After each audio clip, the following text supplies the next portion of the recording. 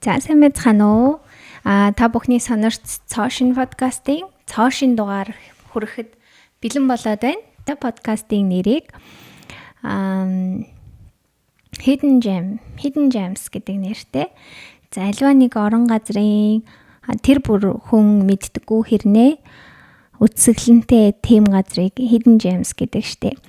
За яг тэрэн шиг манай подкастт хүн тэр болгон одоо хүмүүсийн таньдаггүй олны танил биш. Гэхдээ өөрөөсдийнхөө салбарт амжилттай явж байгаа тийм хүмүүсийг оролцуулахаар байгаа.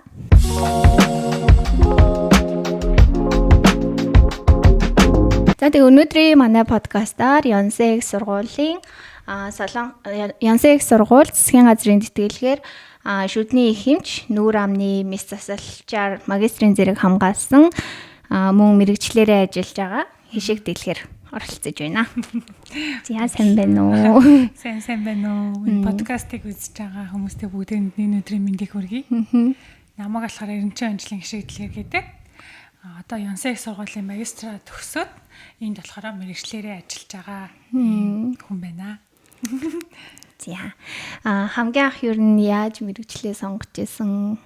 Хамгийн анх мэрэгжил сонголт гэх юм бол би болохоор Завхан аймагт бүр 10 жилээ төгссөн. 11 дугаар анги Завхан аймгийн Жавхлан цогцлбор сургуулийг төгсөөд тэгээд төгсөх үедээ би болохоор улсын биологийн олимпиадад ирж оролцож исэн хотод. Тэгээд тэрэндээ төрүүл уюунда аймагтаа төрүүлээ. Тэгээ улсад оролцох ингээд боломж олдоод улсын биологийн олимпиаданд оролцоод тэгээд 3 дугаар хайранд орж исэн. Тэгээд улсын олимпиаданд хэрвээ ингээд шагналт байранд орох юм бол хүссэн сургуультай орох юм эрх бэлгэлдэг. Мөс улаан ангаах. Би болохоор биологийн олимпиад байсан учраас ангаах байсан байж магадгүй. Тэгээд хамгийн одоо ихэнд дуудаал тэгэл ороод яг ямар ангид орох вэ гэд. Гэхдээ би уул нь шүдний юмч болъё гэж бодож ирсэн анханасаа. Яагаад гэх юм бол бас манай аав гах гэх юм уу? Хүн маань шүдний юмч юу нь айгүй зүгээр хүн 32 шүдтэй. Тэгэд айгүй хэрэлт хэрэгцээтэй энэ гэд тэгжсэн.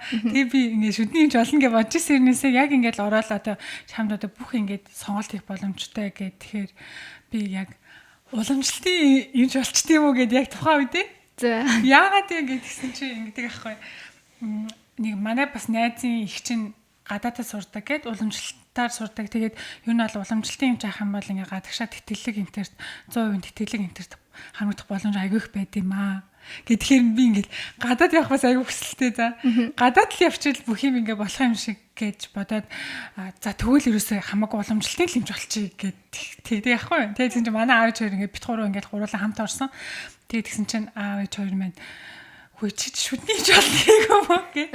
Тэгээ би шүдний юмч шүдний юмч болчих гэдэг шүдний юмч яваарыг авчихсан. Тэгээд анх анагаахын шүдний сургуульд ингэж элсэж орж исэн түүхтэй. Тэгээд 10 жилээ магч мал бүр юм завхны айл байгаа штэ. Тэгээд 10 жилээ төгсчөөд аав ээж хоёр маань одоо хаашд манай хотод сурж байсан. Тэгэхээр одоо за охиныхоо боловсролын төлөө гээд ингээд бүгдийг нь юу яагаад ингээд хотод нүүж орж ирчихсэн бүр. Тэгээд хотын айл бүлээрээ юу? Тийм үү. Тэгээд гэр бүлээрээ хотын айл болоод анагаахын оюутан болоод ингээд анагаахт эхэлчихсэн.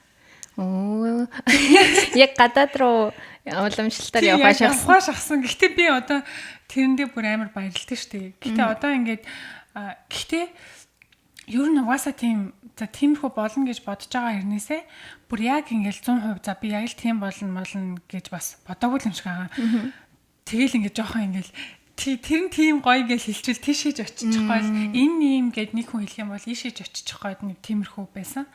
Тэгэхээр одооны мэрэгжил маань надад бол бүр 100% сэтгэл ханамжтай. Яаж энэ одоо мэрэгчлэр сурж ажилласан юм бэ гэж одоо бахархалтай тийм байдаг. Тийм маш зөв сонгосон байна. Уламжлалтын юм ч одоо болоогүй да баярлалаа. Шүдний юм чи сонгосондоо. Сонгосондоо бол үнэхээр баяртай байгаа. Тэгээ би бол багасаа эмч болно гэдгийг бол мэддэг байсан. Тоглоом ч юм уу тэгэл ингээл чагнуур магнуур зүгээл за ер нь эмчил болно гэж бодож исэн. Гэтэ яг юуны эмчээ бас сайн мэдэхгүй байсан юм шиг хаамаа. Тэгээ ягаад ч шүдний эмч гэд бодсон байж байгаа. Тэгэд нэг яг авахынхаа алдаад уламжлалт руу нэг хазаагаад тэгээ шүдний эмч болсон байна. За тэгээд ангаахт орлоо. За ангаахт ороод ямар исэн хичээл нь юу нь яаж явагдчихсэн? Ангаахт ороод ер нь бол амар хэцүү байсан. Ялангуяа эхний курс мөрсөд болохоор айгүй их юм чэйжлэх юмтай. Ясмаас ингээд айгүй их чэйжлдэг аахгүй юу? Гэхдээ л чадна л гэж бодож байсан. Ерөөсөө угаасаа хийх ёстой. Хийх л ёстой. Өөр одоо болин дундаас нь сургууль айн майн гэсэн юм бол ерөөсөө бодож байгаагүй. Өөр сургууль руу шилжиж гэж биш ерөөсөө орж ирж байгаагүй. Айгүй сайн угаасаа болгоно гэл бодож байсан. Тэгэл хичээлээ хийгээл уйлж муйлаад шалгалт маалсан дээр хүссэн дүн мөнгө авахгүй болохоор уйлж муйлаад тэгэл бодож байсан. Гэтэ хичээгээд ер нь алхах тийм болсон. Тийм бол амархан бол угаасаа биш. Гэхдээ үнэхээр яг өөрийнхөө хүсснээр одоо магадгүй хин нэгний ятгалгаар ч юм уу тий чи имжлэх хэвээр гэдээ орсон бол бас арай өөр гэж магадгүй. Тэгээ өөрийнхөө хүсснээр яг нөгөө ороод сурыг угаасаа л имж болно гэж бодож исэн мөрөөдлийнхаа дагуу явж исэн болохоор тэр мөр бол нэг тийм амар хэцүү бол байгаагүй. За тэгээд төгсөөд резиденц хэмжээр ажилласан билүү? Ингэсэн 11-р ангид төгссөөд тэгээд анагаах их сургуульд ороод анагаах их сургуульд 5 жил сураад манайх чинь болохоор эмч чинь 5 жил байдаг шүү дээ. Тэгээд 5 жил сураад 2018 онд би юугаа төгсөж исэн анагаахаа. 2018 онд төгсөөд 2018 онд төгсөөл ажилд орж исэн. Ажилд ороод мэргэжлэрээ нэг 2 жил ажилласан. 2 жил ажиллаж байгаад за одоо цаашдаа резидентэд сурья. Мэргэжил эзэмший, нүр амны мэс заслаараа явъя гэд надаа энэ илүү арай тохирох юм байна.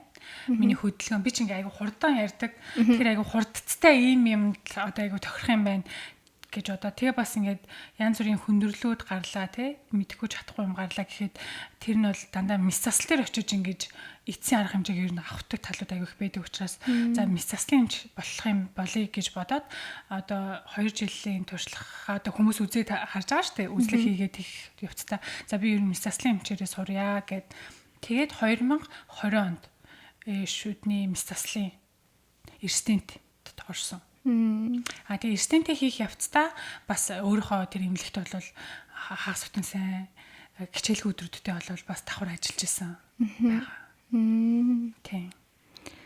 Тэгээд резиденц эмчээрээ ажиллаж агаад тэтгэлэг тэгсэн. Яг резиденттэй сурж агаад тэгээд тэтгэлэг материалаа өгөөд за угаасаа миний зорилго бол ерөөсөө гадагшаа явж сурах. Гадагшаа явж сурахдаа яг мэргэжлэрээ л сурна. Өөр бол янз бүрийн юмар сурахгүй гэж бодож байсан. Тэгээд резиденттэй явж байхдаа засгийн газрын тэтгэлэг байд юм байна гэд олж мэдээд. За тийм байд юм байна гэд ингээд олж мэдээд.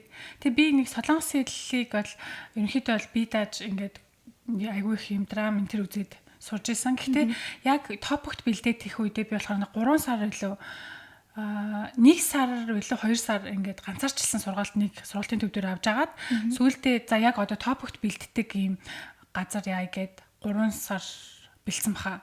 Тэгээд топикийн шалгалт өгөөд тэгээд тэр хугацаанд нөгөө энэ засгийн газрын тэтгэлэг мэдээ за энэ засгийн газрын тэтгэлгээр л угаасаа явъя. Өөрийнхөө мөнгөөр бол би угаасаа явж бол сурахгүй. Яаж ижаал тэтгэлэг авна гэсэн бодолтой байсан учраас ер нь тэрэндээ айгүй их бэлтжижсэн. Тийм. Топик юу шаардлагатай байд юм байна. Тэгэл ер нь бол дөнгүүд мөнгүүд маань бас боломжийн байсан учраас ер нь тэднэрт айгууд нэм тус болсон. Тэгээд резидент хэмжээ явж байхдаа засгийн газрын тэтгэлэгт одоо юугаар эмбэси тракаар материалаа өгөөд тэгээд тэмцээд тэгээд баг төгсгөлгүй за резидентээ төгсгөлгүй шалгалтаа гардан шалгалтаа одоо багш нараасаа гуугаад урьдчилж өгөөд тэгээд онлайнхаа шалгалтыг солонгос дээрээ юугаар онлайнаар өгөөд тэгээд резидентээ төгссөн байгаа. Тэгээд шүдний сургуультаа ингээд магистраар нүр амны мэс заслын магистрээр орсон. Солонгосыг сонгосон шалтгаан гэх юм уу? Солонгосыг сонгосон шалтгаан тухайн үедээ байлаа шүү дээ. Яг тийм амар шалтгаан бол байгаагүй. Гэхдээ манай аав Солонгост бас ажилладаг байсан аахгүй юу? Манай аав Солонгост одоо юугаар гэрээний ажилтнаар мамаг баг байхад бас ажилдаг байсан. Тэгээд ер нь бол Солонгос руу ирж очиж исэн удаатай би. Зуныхаа амралтаар ирж очиж исэн, аялж маялж исэн. Тэгээд ерөнхийдөө бол Солонгос гоё юм байна гэд ингээд бодсон байгаа шүү дээ. Солонгос орн чинь айгүй гоё юм байна гэж бодоод тэгээд өөр улс орн руу би ингээ явж марж үзээгүй. Тэгээд өөр улс орнг бас сайн мэдэхгүй. Солонгост ингээ очиод үзсэн болохоор нэг сэтгэл дотондоо ингээ чадах юм байна. Солонгост очичвол ингээ болох юм байна гэж бодоод байгаа учраас ер нь бол тийм Солонгос л гэдсэн. Тэгээд одоо ингээд ухаад ингээ бодох юм бол манай энэ шүдний салбар маань өөрөө Солонгостой бүр айгүй юм харилцаа холбоо сайтай. Ер нь бол эмчилгээний стандартууд баг Солонгосоор ингэж хийгдэж байгаа байхгүй юу. Одоо бидний хэрэгэлдэг тоног төхөөрөмж, материал энэ төр бол айгүй Солонгосоос очдог. Дээрээс нь одоо Монголд байгаа эмчнэр маань янз бүрийн одоо сургалт, семинар энэ төр Солонгост ирэх бүр айгүй их боломжтой байдаг. Ер нь бол миний мэрэгжлийн хувьд Солонгос сурсан маань маш их давуу тал болж байгаа гэж одоо бол бодож байна. Яа, тэгээд засгийн газрын тэтгэлгээ авчлаа. Солонгост ирлээ. Нөгөө өмнө нь ерөөхдөө боловсролын ялгаач гэх юм уу хэцүү хүндрэлтэй зүйл юу байсан? Хамгийн анх хурж ирээд ер нь хичээлдээ суухад ямар байсан бэ? Хамгийн анх хичээлдээ суухад байна шүү дээ. Уул нь би Солонгос хэлний шалгалт Монголд өгөөд ирсэн. Монголд өгөхдөө болохоор би топик 5 авчихсан аахгүй. Бүр хамгийн удаа ганцхан удаа өгөөд тэгээд топик 5 аваад топик 6 авахд 2 хоног дутсан юм. Уул нь бүрийг 6 хоног гэж жаа штэ. Тэгэхээр авч чадаагүй 5 хоног аваад 2 хоног дутдаг аахгүй. Тэгээд би яана 6 л авч иж би тэтгэлэг авна гэд ингээ бодчихсон чинь 6-аа авч чадаагүй. Гэхдээ тэрэнд чинь бол топик 4-өөс тийш материал өгөх боломжтой байдаг шүү дээ. Тэгээд 5 аваад ингээд материалуудаа ингээд яг өгөө тэмцсэн л дээ. Тэгэхээр миний хэл биш дээ. Тийм бүр бүгдийн сонсоод ерөөсөй ойлгоогүй. Ойлгож чадахгүйсэн. Тэгэл за яана би өстой чадахгүй юм байна да. Юу хичвэл гэж бодлоо. Уул нь ингээд бас амар идэвхтэй байх гал урд мурдан суугаал ингээд тэгжээсээ ирнээсээ лэмтгэ бүр ингээд яваадсан. За гэхдээ хамгийн гол даваа тал гэх юм бол PPT-нууд нь гарч байгаа слайдууд нь дандаа англи дээр байгаад багш нь ингээ хэлэхдээ солонгосоор ингээд хэлдэг. Ер нь бол их хвчлэн. Гэхдээ зарим одоо багш нар болохоор юу яадаг?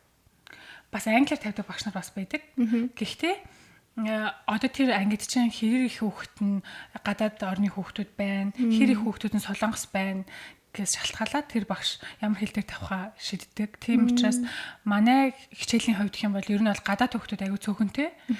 Тийм учраас дандаа л солонгос тэр ангийг бүрдүүлж байгаа хүүхдүүдийн ихэнх нь солонгос учраас ер нь бол багш нар ихэнх нь солонгос хэлээр л одоо слайдууд нь бүгдээ англи тэгсэн мөрчлөөсөө ярилцж байгаа зүйл нь бол дандаа солонгосоор байсан. Тэгээд за би ингээд зүгээр сонсоод яваад байх юм бол үнэхээр одоо сайн сууж чадахгүй юм байна гэж ядаад намын сан энтертэй нөгөө мэрэгжлийнхаа номнуудыг орчуулад мэдхгүй өгнүүдийг ингээд чэжлээд тэгээд явах юм бол амар сайн дэмтэй болчихсон. Ер нь бол тэгэл нэг 2 3 сонсоод ингээд хурааж аваал те. Хурааж аваал сонсоол ингээд тэгэхээр тэгж байгаа юм байна гэд. Тэр нөгөө миний мэрэгжлийн юмнууд байсан. Мэддэг юм ал ингээд ер нь бол жоохон гүнзгийрч үзээд байгаас ш огт бүр мэдхгүй юм яриаг учраас бас ойлгоход илүү хялбар байсан гэж бодож байна. Төрөнийг юм асуухаа мартчих нөгөө засгийн газрын тэтгэлэгт ер нь тэнцгэд яг өөрийн давуу тал нь юу байсан гэж харж байна. Давуу тал нь шүү дээ. Миний хувьд хамгийн давуу тал болсон зүйл гэх юм бол ажилласан туршлага байсан байх гэж би бодож байна. Ажилласан туршлага. Тэгээд дээрэс нь бас дахиад мэрэгчлэрээ би эрдэнэтэд сурж байсан. Тэгээд бас хөдөө орон нутгийнх нь бас нөлөөсөн байж магадгүй гэж бодоод байгаа байхгүй юу? Хөдөө орон нутгийнх нь нөлөөсөн байж магадгүй. За тэгээд тэр улсын олимпиадад амжилт гаргасан тэднэр бас нөлөөсөн байж магадгүй гэж бодож байна. Ер нь бол хүүхдүүд засгийн газрын тэтгэлэгч юм материалаа өгтөө би энэ бус хүүхдүүдээс яг юугаараа давуу талтай вэ гэдгийг айгүй бодож тэрэн дээрээ айгүй нөгөө юугаа эсээгээ бичихтэй айгүй анхаарч тэрийг арай жоох илүү ихээр бичих нь давуу талтай юм шиг надад санагдсан. Тийм. За тэгээд ирээд хичээлдээ суулаа. Ерөнхийдөө эхлээд бол жоохон элний бэрхшээл байгаа. Лээс болоод жоох хэцүүсэн юм тий. Тэгээд энэ хэлний бэрхшээл за яг ингээ яриад ингээд өдөр тутмын хэл яриаг бол ингээ ойлголцож болж байна. Гэхдээ ингээд бичих тий. Бичгийн хэл бол үнэхээр би ч одоо ингээд солонгосоор бичиж бүр сүйдэл сурсан шүү дээ. Тийм учраас надад тэр компьютер дээр ингээд солонгосоор шивэх мэх бол надад айгүй хэцүү байсан. Тэгэл одоо стеж ингээ хуруугаараа ганцаар нь ингээд ингэж жагаад гайгүй болж байгаа байхгүй юу? Англи хэл дээр бол бид нар чинь ингээд бас 6 дугаар анги мангаас манай аймаг чинь тэгж үздэг санагдаад байна. 6 дугаар анги мангаас анх үздэг шүү дээ. Тэгэхээр бол ингээд бичгэд бол асуудал байдаг бол солонгос хэл надад бол бичгэд бол жоохон хүндрэлтэй байсан. Ярьж ойлгоод байгаа тэр хүн юу гээд байгааг нь ойлгоод байгаа. Өөрөө юу гэж хэлэх гээд байгааг ойлгуулад байгаа. Гэхдээ яг ингээд репорт бичээл юмнуудаа бичгэд бол жоохон хэцүү байсан. Тэгээд тэрийг яг зарим нь англи хэл мэлээр явуулж маавлал тэгэл болсон л та.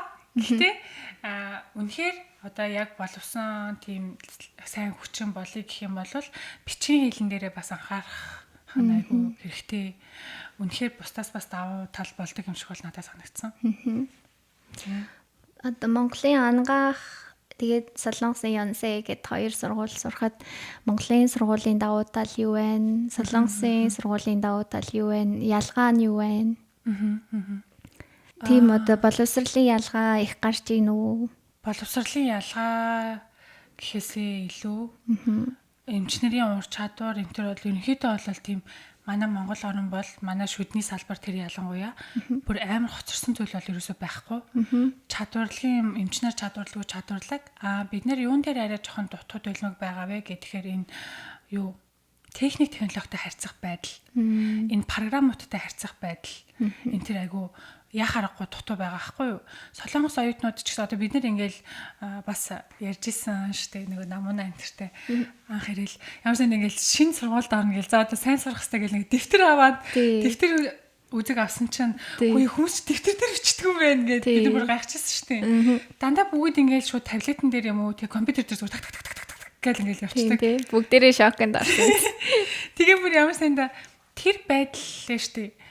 Янз бүрийн програм дээр ажиллах, янз бүрийн юм яах интерт бол айгүй юу яа гэм лээ. Нөлөөлдөг. Өөртөө итгэлгүй байдлыг бас айгүй үүсгдэг. Ялангуяа би чинь бүр айгүй хойно Facebook ч юм уу, айгүй хойно ийм техник технологитой харьцаж байгаа байхгүй юу. Одоо 10 жил мэлдээ бол ингэж компьютер байхгүй байлаа. Үгүй яг байвал байна л да. Гэхдээ тэн дээр тэгж амар сууж муудаггүй байсан. Тэгээ хотод ирээл за их сургуульд орлаа гээл нэг компьютер авч өгөөл ингэж хэлжсэн чинь энд бүр компьютер нь бүр ингээл тий өдөр тутмын амар хэрэглээ байсан чинь тэрэн дээр ажиллаж янз бүрийн юм хийх нь би амар тийм дутуу байгаа юм шиг мэдрэмжүүдийг бол тэндээс авч ирсэн. Би чадахгүй байгаа юм байна гэл. Тэгэл ингээд энэрийг ингээд юм заагаад өгөөч. Одоо энийг яаж хийх үү энэ төр гэхээр дандаа л компьютертэй харьцах юмнууд юу нь бол болж таардаг. Таарад байгаа судалгааны ажлаа хийгээл одоо хэмжилтүүд хий, тим юмнууд одоо цуглуулъя энэ төр гэл. Тэгэхээр дандаа л компьютераас татаж авах, компьютераас энэ мэдээллүүдээ авах юмнууд байгаад байдаг. Тэр бол надад бас жоохон хэцүү байсан. Тэг бас айгу удаан байсан. Би айгу удаан компьютер дээр ер нь бол ажиллаж чадахгүй байсан. Тийм техник технологийн асуудал бол надад бол жоохон хүндрэлтэй л байсан. Тийм. Түүнээс ш одоо яг хичээлээ зааж байгаа тэр байдал сурах хүчиг-мчигүүд бол биднээс интернетээс татаад авах боломжтой, англи хэл дээр бол олох боломжтой. Тийм юмнууд бол зөндөө байгаа.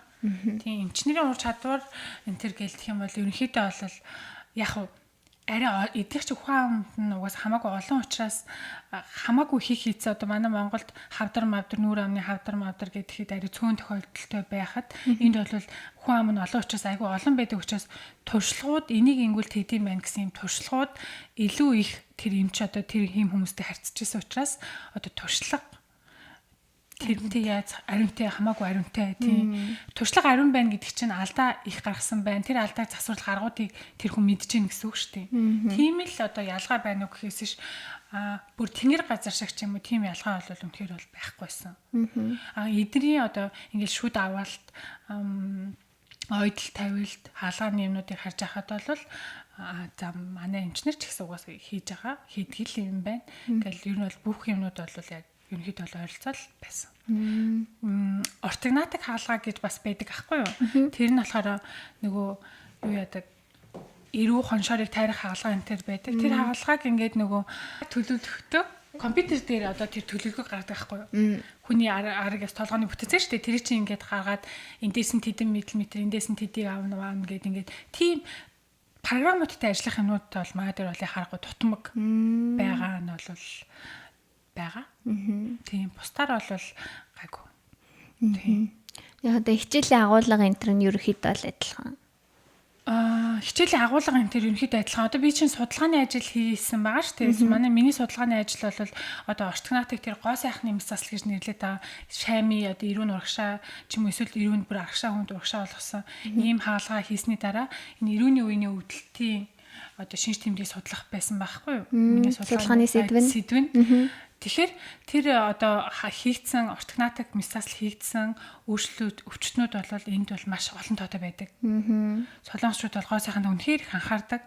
Тэгэл дандаа залуу одоо ингээл их сургуулаа төгсөөд үгүй 10 жилээ төгсөөд их сургууль орохдоо яг ингээл ер нь бол хийлэгдэх хугацаанд байдаг. Тэгэхээр тэрний маш олон өөрчлөлтийн кейсэн дээр ажилласан гэсэн үг. Тийм.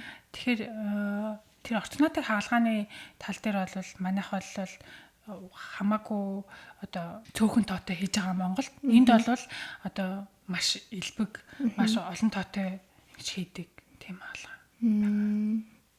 Одоо нөгөө хэдүүлээ уулзахаар хичээл гэхээсээ илүү багшигаа дагааж их явдсан байна. Багшигаа дагаад юм юунуудаар хаалгаануудаар хажуугаар нь хараад явдаг гэж хэлсэн шүү дээ. Тэр талаар илүү дэлгэрэнгүй. Тэр болохоор юу л да өөрийнх нь хүслээс болно. Би өөрөө ингээд одоо багш болох зорилготой ч юм уу эсвэл одоо арай өөр зорилготой зөвхөн судалгааны ажлаа амжилттай хийх зорилготой байх юм бол би зөвхөн судалгааны ажлаа хийгээл явж иж бас болно. Үгүй ээ би болохоор яг эмч болох гэж байгаа. Энэ солонгосын яг эмчнэр маань манай багш нар маань ямар хаалгааг илүү хийдгийг би тэр хаалганд норж үзмээр энэ хаалгаа ингэж хийгддэг юм байна.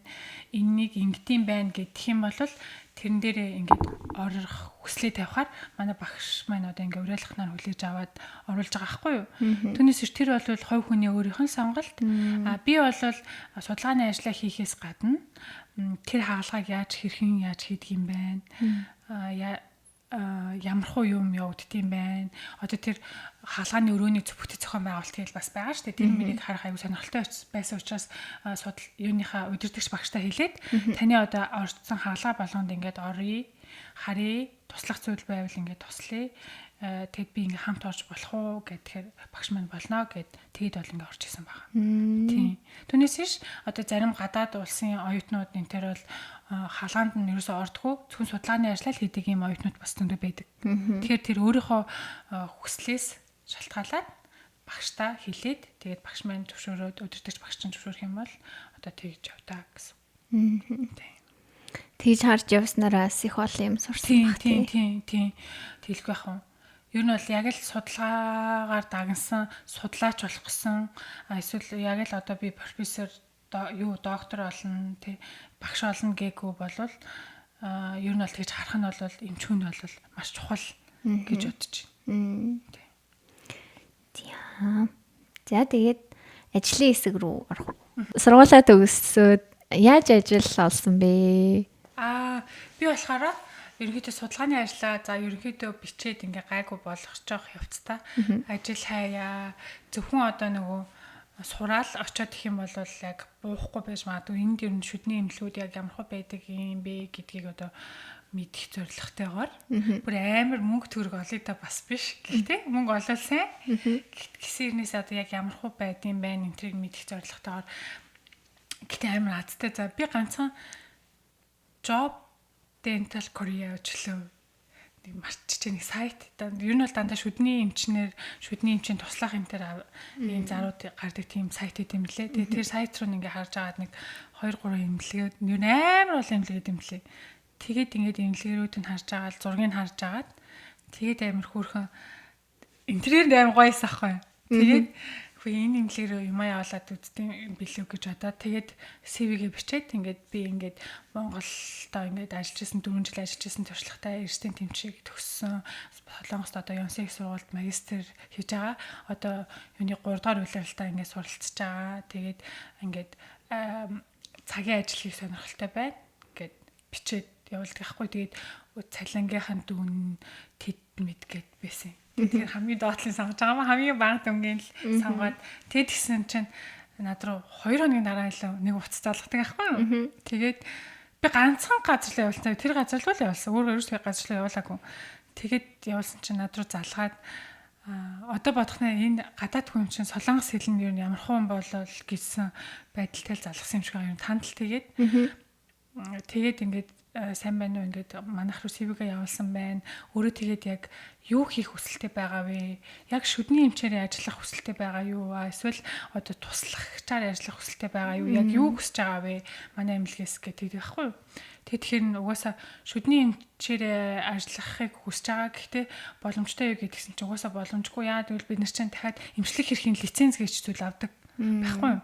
Тэр эмчлэх хэрхийн лицензгүй учраас бид нар одоо ингээд ажиллуулад шууд эмчээр бол ажиллуулах боломжгүй гэд тэгээд та манайхыг яг ямар зорилготойгоор ингэж юугаа CV-гээ явуулсан бэ гэхээр би ингээд ер нь бол яг шүдний имплант яг ингээд хийх гээд сурах гад ер нь бол айгүй юм имплант хийдэг мэс заслын имплант хийдэг эмнэлэгт л одоо ингэж сурангаа ажиллах юм туршлага хөрөмтлөх юм зорилготойгоор ингэж явуулсан юм аа. Танай эмнэлэг одоо ингэж юуны мэс заслын шүдний имплант айгүй хийдэг гэж сонсоодаа гэд тэгж байгаа аахгүй. Тэн дээрээ тэгэл бичсэн мэсэн. Их хийдэг эмчилгээ энтер нь одоо имплант эмчилгээ энтер гэ. Тэгээд тэгсэн жаа та тэгвэл одоо цагийнхаа цалин хэд гэж бодож байгаа вэ гэл тэгэх байхгүй. Тэгээд би амар ихэлж чадахгүй шүү дээ тэр чинь боётан тэгэл туршлага уншлахгүй тэгээд эмчлэг эрхийн лиценз мэсэж байхгүй. Тэгэл би ингээд тохиролцоод яриа тохиролцож алнаа. Тэгээд би 7 хоногийн ингээд 2 өдөр 3 өдөр хичээлтэй байдаг. Тэгээд би нэг 2-3 өдөр л ажиллаж чаднаа. Тэгээд юу хуваараас нь харсан чинь хагасаа өдөр ажилтдаг эмнэлгээс нь тэгээд би хагасаа өдөр чадна. Тэгээд хичээлгүй 2 өдрөө чадна. Ингээ 3 өдөр ажиллаж чаднаа гэдгсэн чинь за тэгвэл юу 5 дахь өдөр ч гэлээ. 5 сарын 28-нд миний ажилд орсон өдөр. Гэтэ би 5 сарын 16-нд ч лөө ярьцлаганд орсон юм. Тэгээд ярьцлагын цаг тавлаад тэгээд ярьцлаганд орчихсон. Одоо яг 1 жил болчихж байгаа юм шүү дээ. 5 сарын 28-нд би ажилд орсон. Одоо 6 сарын эдэн чинь жил гарсан болчихлоо энэ эмнэлэгтээ ороод. Тийм. Ер нь бол нэг хичээлд явж байгаа хугацаанд ингээд 7-ны 3 өдөр л хичээл юу ажиллаж исэн. Хичээлдээ бол 7-ны 3 өдөр нь ажиллаад цагийн ажилтан байж байгаа. Сая төгснөхийн дараанаас 7-ны 5 өдөр болгоод ихсгсэн байгаа. Тэгээд ингээд тэгэхээр хүмүүс одоо ингэж асууна.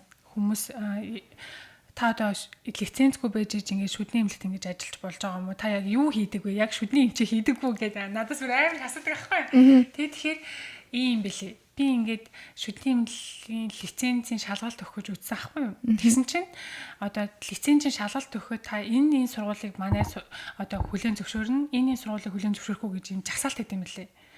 Тэгсэн чинь зүгээр эмч, ерөнхий эмч байх юм бол та шалгалт өгөх боломжтой. Манай тэр анагаахын шинжилгээ ухааны үндэсний сургууль чинь тэрэнд бол орцсон байгаа. Гэхдээ шүдний эмч болохгүй юм билээ. Тэр нь жагсаалтан дээр нь байхгүй юм билээ. Би тэгээд энийг яагаад юм болоо гэд асуугаад үзсэн чинь бид нар чинь бол 5 жилээр төгссөн байхгүй юу. Тэгэхээр Солонгост бол шүдний эмчээр сурахын тулд 6 жил сурдаг. Тэгээд тэгэхээр нөгөө манай 5 жилийн боловсролыг энд ингэж яг хүлээн зөвшөөрөхгүй л байгаа юм шиг байгаа юм л да. Одоо гэхдээ манай Монголд 6 жил болцсон шүү дээ. Тэгэхээр тэр одоо орох бас боломжтой болох байх. Тэр эхний ээлжинд одоо яг шалгалт өгөх тэр юунд нь манай сургууль байхгүй учраас би бол шалгалт өгж лиценз авах боломж хэцүү мөлий. Тэгэхээр миний одоо хийж байгаа зүйл гэх юм бол манай эмнэлэг бол имплантыг бол маш ихээр хийдэг. Тэгэхээр одоо яг мэс заслын тэр имплант янз бүрийн одоо уйланхаа авах ч юм уу тийм мэс заслын юмнууд дээр бол туслагч хийдэг гэсэн үг. Тийм. Хэрвээ үнэхээр одоо итгэлтэй тийм хүн байх юм бол эмч маань одоо захирал маань итгэдэг юм бол за чи оёдлоо тавиад гайгүй шүднүүдийн хамаа шүдмүүдээ аав гэд ингээд хэлдэг. Тэгэл тэрнийг нь бол хийж байгаа гэсэн үг. Энэ бол туслагчгаар хийж байгаа л гэж ойлгож байна. Тэгээ Монголд ажиллаж үзсэн байна. Тэгээ одоо Солонгосын бас шүдний эмнэлэгт ажиллаж үзэж байна. Тэгээд ажлын орчин юм нь бас айгуу сонио энэ айгуу сонио гэж одоо ийм хүний одоо дааж авсан ажил гэдгийг бол солонгосчууд бүр амар хийдэг. Жишээлх юм бол одоо намайг хариуцсан хүн гэж байгаа. Бид нар чин дээр ахлахууд байгаа. Эмчилгээ хариуцсан хүн, яг мэс засал хариуцсан ахлах, одоо үйлчлэгээ хариуцсан ахлах гэл ингээл ахлахууд байгаа. Ямар нэгэн алдаа би гаргалаа гэх юм бол солонгосчууд тэрэнд бүр үнэхээр сүртэй ханддаг. Одоо ингээл зүгээр ингээ хэлэхгүй заа. Одоо ингээл хэлэхгүй буудаж авчраал ганцаараа ингээл өрөөнд авчирч байгаа л чи сая тэглээ. Ингэж болохгүй байсан. Энэ бол алдаа гэл ингээд нэг тийм айгүй жоохон юм их хүртэл бүр ингээл маш сүртэй мэтэр ингэж ойлгуулж ер нь жоохон яг өөрийнхөө ажилд ингээд орох юм бол жоохон стресс авч исэн их үедээ. Жоохон тийм хайхрамжгүй үйлдэлүүд гаргаж исэн өөрөө. Тэгээ тэрэн дээрээ ингээд зэмлэлүүд хүртчихсэн. Тэгээ тэр нь өөрөө жоохон стресс болж ирж исэн. Одоо гэхдээ энэ ингээд биний одоо гаргах юм хайхрамжгүй үйлдэлүүд нарай гайгүй болоод тэгээд бас энэ хүмүүстэй яаж харьцах, солонгос хүмүүс юу яг яаж харьцдгийг, ажлын байранд юу яг эв байдгийг гэдгийг мэддээд ирэхээрээ гайгүй болж байна. Одоо чи ер нь бол жил ажилласны дараагаас тэгэхгүй болвол манайх бол ингээ бараг л хэлэх гэсэн үгээ хэлээл те. Одоо тэр дарга байна уу юу байна? Надаа ямар бараг хамаатай би яасан гэл ингээд ийгэн штэ. Энд бол үгүй. Хичнээн би яасан, би баг буруу юм хийгээгүй. Ингэж хийж баг л болох юм дээр энэ намайг инглээ гэд бодож хахад үгүй л идэг. Тэд нэр яг тэр нь тэгж хийх, энэ хүн энэ ажлыг ингэж л хийх ёстой. Чи энэ ажлыг ингэж л хийх ёстой. Яг л энэ дараалалаар явна. Яг ингээд шат шатаар өсөхгүй нэгийг алхаад ингээд өсчихтэл шууд дуудаал тэгдэг. Ингэж болохгүй, ингэхгүй гэл ингээд. Тэгээ тэрийг ингээд нэг тийм айгуус уул нь бол айгу боловсон байгаас тий хүний хажууд чамайг тэгж хэлсэнгүү дуудаад ингээ өрөөндөө хэллээ. Гэтэ тэр нь маш хүн дээр тусч исэн. Тий.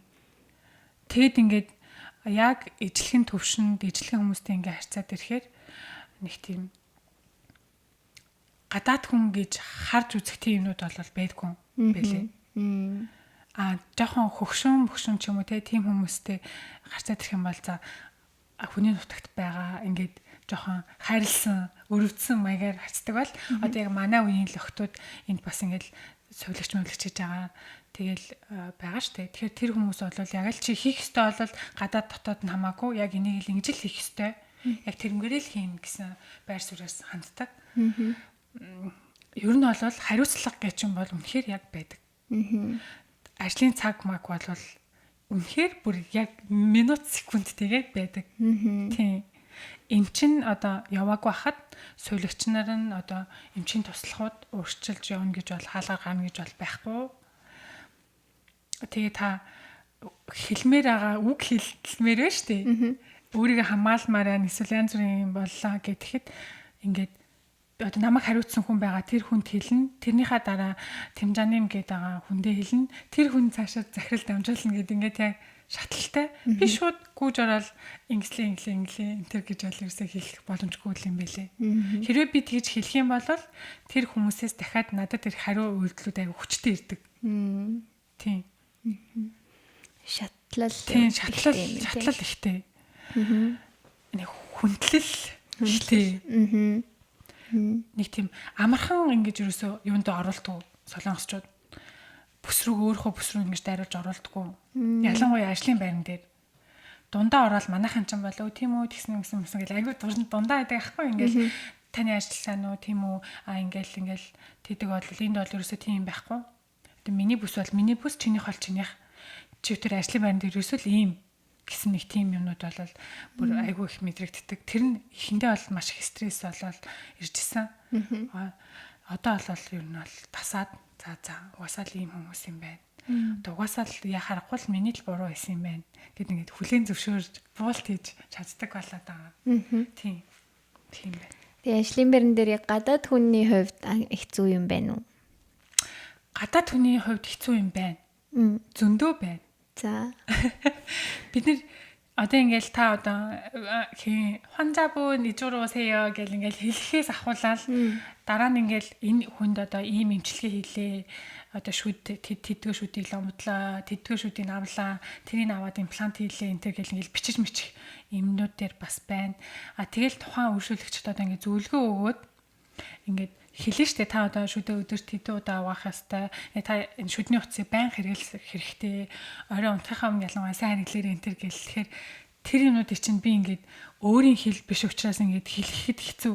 Ингээд Солонгост ингээд за яг энгийн ажил ч юм уу те гадуур ингээд их гадаад хүмүүс байдаг газруудад ингээд хүмүүсийн ойлгох хичнээн жоохон акценттэй ч юм уу тиймэрхүү хахад ойлгох чадвар ингээд ойлгоод идэх хэрнээсээ яг ийм одоо албан ёсны ийм газруудад ингээд тэгэхээр бүр яг намайг гадаад гэдгийг бүр яг мэдээд байгаа юм шиг ингээд бүр ингээд хараад байдаг. За тэр надад амар жоохон хүндрэлтэй санагдаад одоо жишээлх юм бол бид нар чи хаалгаа ихтэй хаалгааны зөвшөөрлөл юм авч байгаа шүү дээ. Тэгэл тэрийг ингээд тайлбарлаад одоо имплантын амжилттай болох хувь нь ерөнхий ерөө байдаг. Гэтэ 10% нь бол бас бүтлгүүдч болно. Энэ ийм өвчний шалтгаанаас болдог юм энэ төр гэдэл тайлбарлаад хүнээс гар үсг авах гэдэг шүү дээ. Олигтой тайлбарлахгүй болохгүй.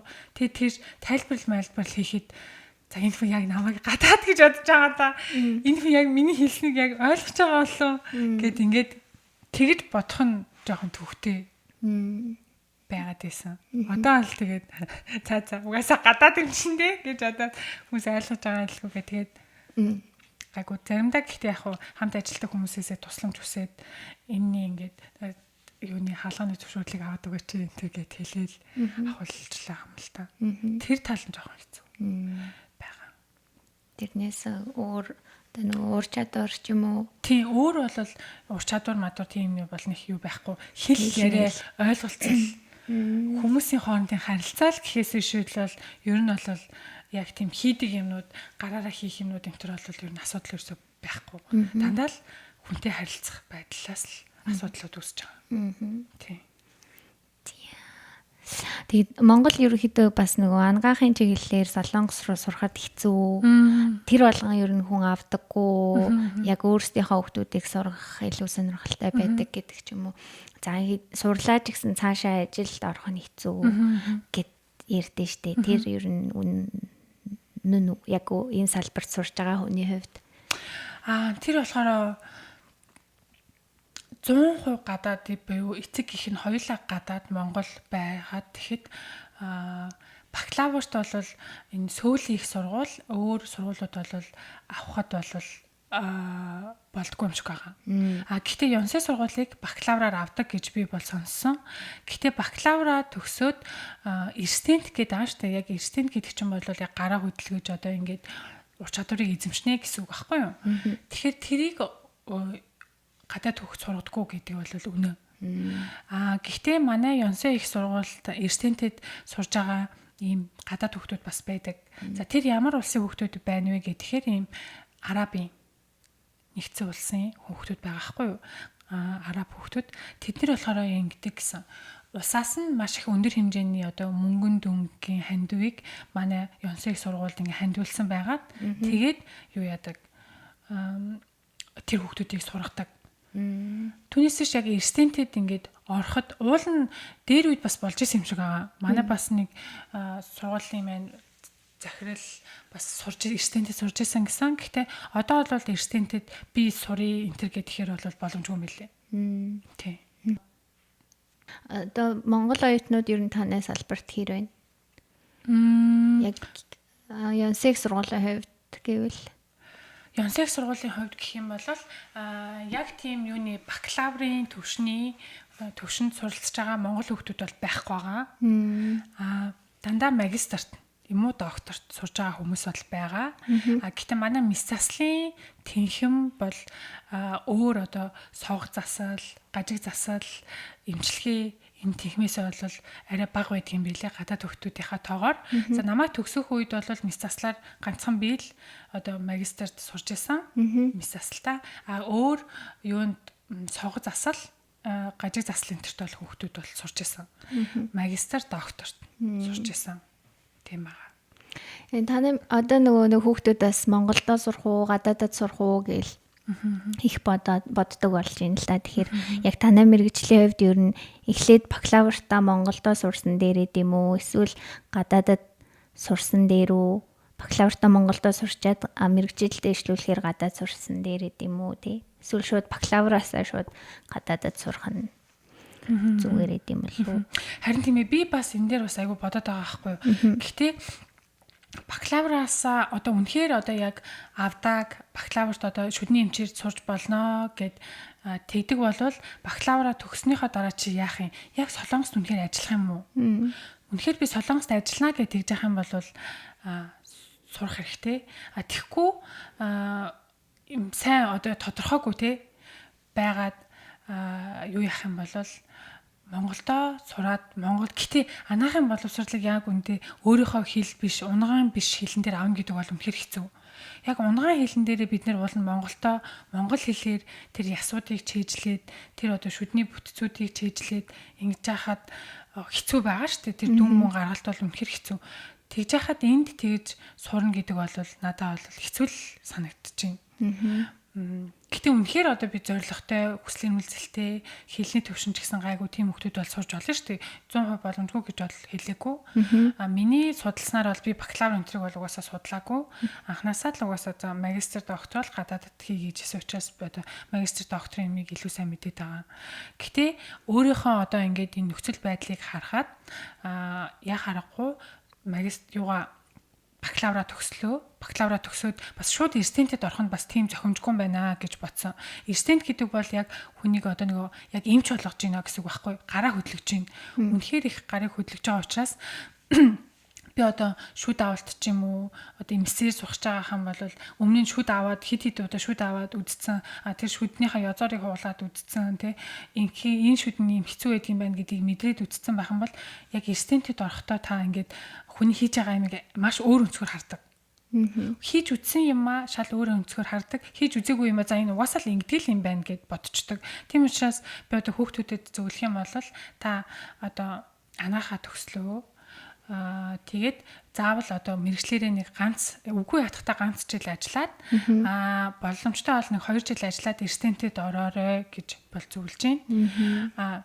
Хүмүүс энэ юг айгүй андуураад тэг би ч бас тэгж бодож байсан Солонгос дээр хэлэх юм бол ингээл гар хуруугаа хөдөлгөөл ингээл амар болно гэд үгүй энэ магистр гэдэг бол ерөөсөө таны ингэж эрдэнэт шиг биш гараа хөдөлгөх одоо яг эмчийнхаа юм хийх бол боломжтой хугацаа бол биш магистр гэдэг бол та яг нөгөө академик боловсролыг илүү өндөр түвшинд авж байна судалгааны ажил яаж явагддгийм байна одоо би энэ судалгаануудаас юуг нь яг олж уншиж ер нь сурах ёстой юм байна одоо яг манай эмчилгээний хувьд энэ судалгаа яг үнэн бодиттой байх чадвар магадлал тий энэ судалгааг юу яаж хийсэн байж болох вэ арга нь юу байх вэ энэ яг хэр их хүмүүсийг хамарсан судалгаа юм бэ гэж судалгааг уншихад тэрэндээ өөрийн гэсэн бодолтой өөрийн гэсэн одоо цензуртэй хандаж чадхаар хэмжээний мэдлэгийг та олж авч ийн гэж бодох хэрэгтэй.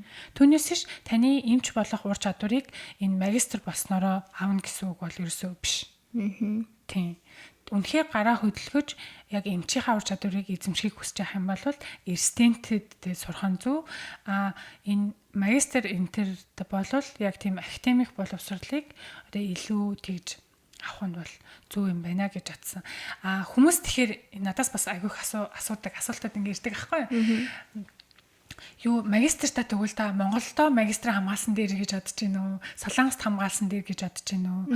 Одоо аль нь зүгээрээ гэж бүр айгүй их асуудаг. За энд бол би 100% та өөр оронд магистра хамгаалахыг бүр зөвлөж байна. Яагаад вэ гэх юм бол энд одоо миний л судалгааны хувьд гэж үзэхэд гэхдээ ер нь бол их хвчлэн л тийм байгаа. Хүн амаа ботход энд одоо тэгж ортогнатик гэдэг байгаа гой сайхны месаслын хаалгаа хийсэн тохиолдлууд манай Монголтой харьцуулахад юу бүр маш их хувь 10-20 дахин бүр 50 дахин их хийгддэг. Таны одоо ийм датан дээр ажиллах чадвар тэгэл одоо энэ програмууд бол бүр өдрөөс өдөрт өөрчлөгдөж байгаа. Хэмжилтүүдийг хийх, хэмжилтийн байдлууд энэ төр бол өөрчлөгдөж байгаа. Тэр судалгааны арга барилуд гэж юмнууд өөрчлөгдөж байгаа. Энэ лабораторийн хүчин чадал, тэр лабораторийн одоо бүрэлдэхүүн, лабораторийн одоо тийм зохион байгуулалт гэдэг юмнууд бол үнэхээр хоёр өөр төвшөнд байдаг.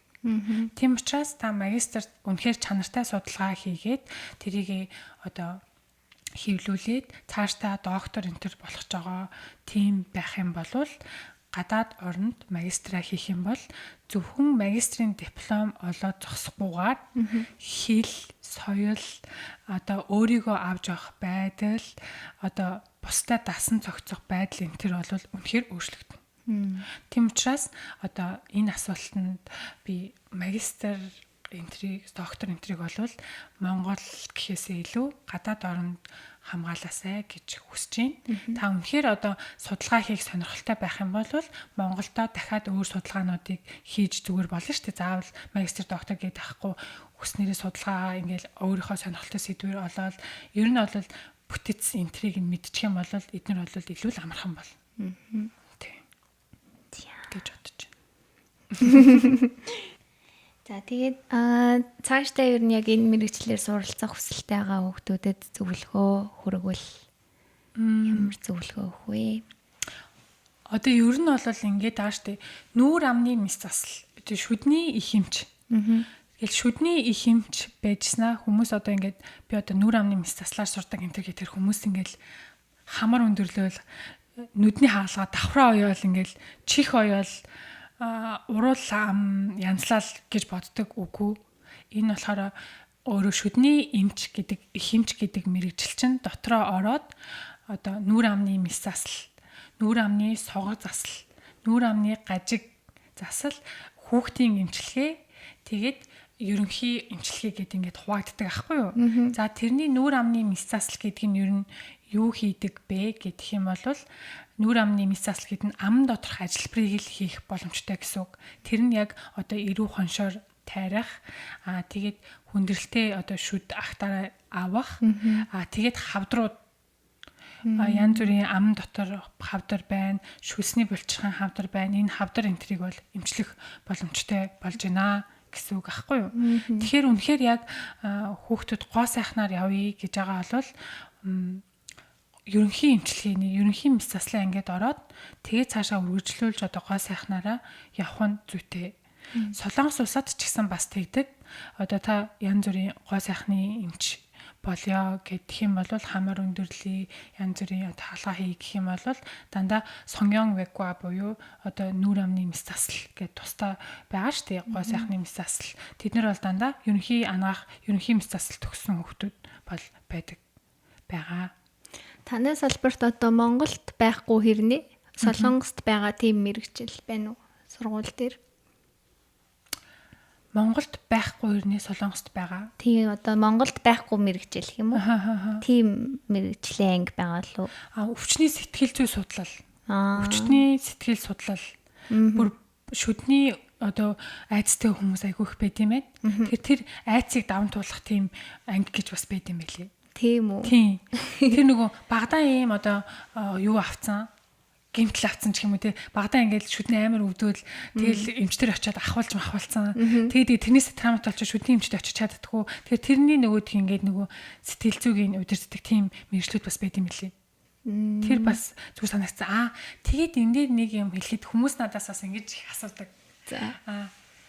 Шүдний эмч болох уу? Би шүдний техникч болох уу? Гэд надаас бүр нэлээд хэдэн хүн асуусан.